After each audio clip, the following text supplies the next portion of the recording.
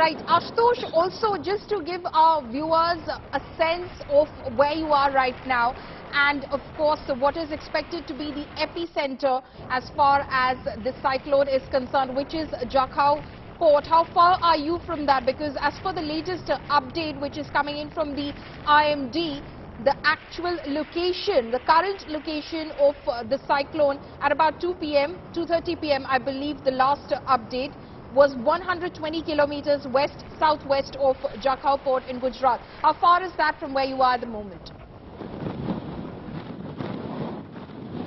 So radiusly speaking, and if I could just pan the camera towards the seaside, towards the seashore. So radiusly speaking, this is more than 100 kilometers where the eye of the storm will pass through. But since it's it has a wide range, even if the storm passes with that speed, the radius impact probably while touching upon this coastal line would be reduced, because the maximum prediction that is being done, wind speed gusting up to 140 kilometers. So when the impact of the cyclone radiusly passing through the coastal line, because the epicenter will be far away, more than 100 kilometers from this seashore of Mandvi that you're seeing, because that will be further advancing to northwest part and then further reaching towards the Karachi area.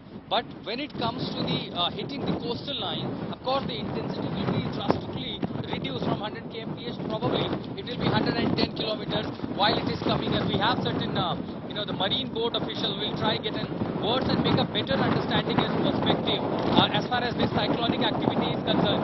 Sir, please join me in the broadcast. You are a marine engineer. Just to give an understand the idea that we are seeing cyclonic activity is already started.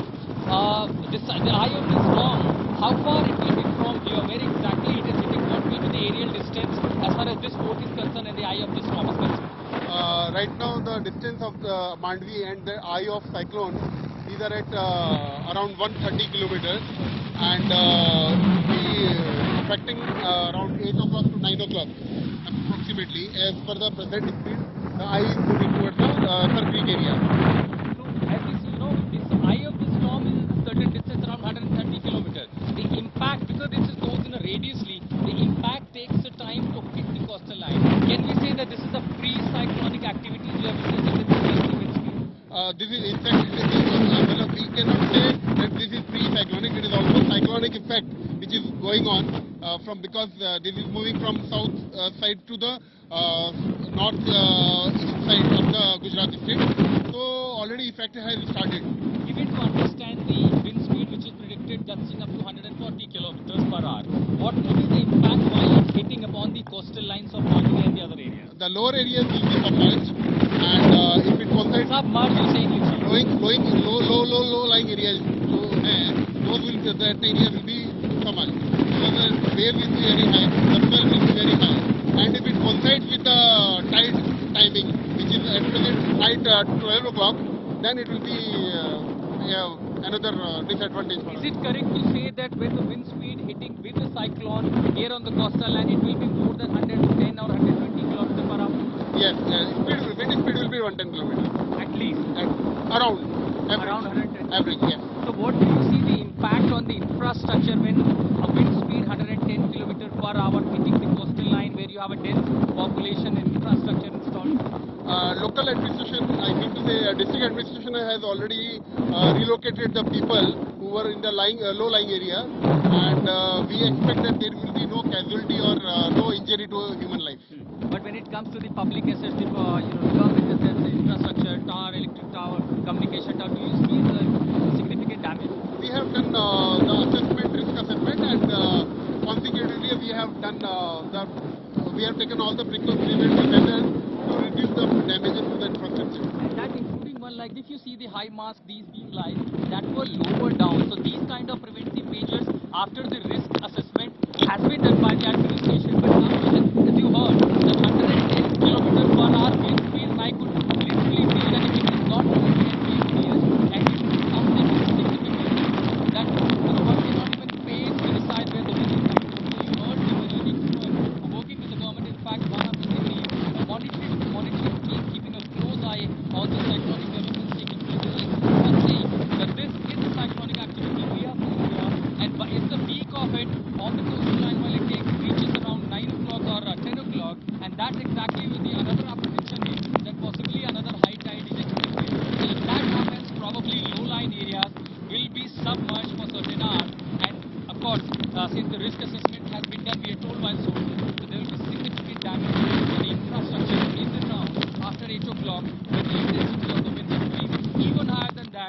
which I am facing at the moment, and literally making me and my cameraman to stand against these winds. Follow me.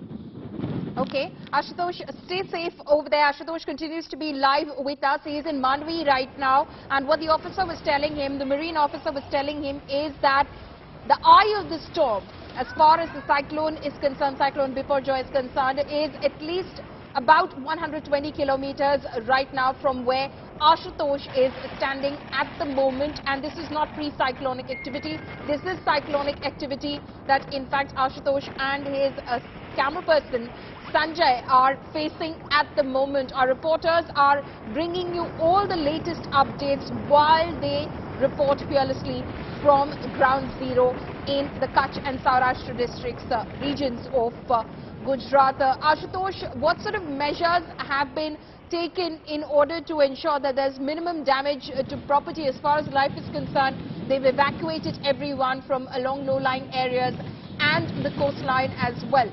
But property damage, that is of course anticipated, and massive damage is anticipated. Well, Pallavi, the administration has ensured that there is no loss of life, but when it comes to the infrastructure, the risk assessment was done, and in the risk assessment, the first was to ensure cut those trees which are potentially uprooting during the cyclone and then cause a disruption on the road connectivity.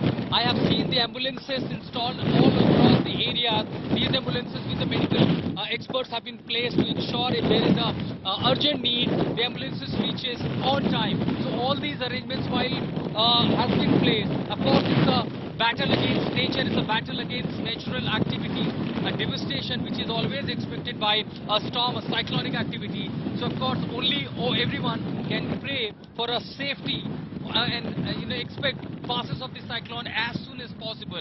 But it is just the beginning. While the cyclone, the eye of the storm passing through that particular area, the impact will take a time. Because for now, all we see the activity, the part of it. But when the intensity goes on, it's the highest. That will be, further to assess the risk, because so far only the assessment of the infrastructure can be done on the anticipation and the prediction of the IMD. But the worst is only when you see the impact on ground hitting the street. Absolutely. And this is unlike anything that Gujarat has seen in over 20 years, Ashutosh. The last they in fact felt the impact of a severe cyclone was in 1998, Ashutosh.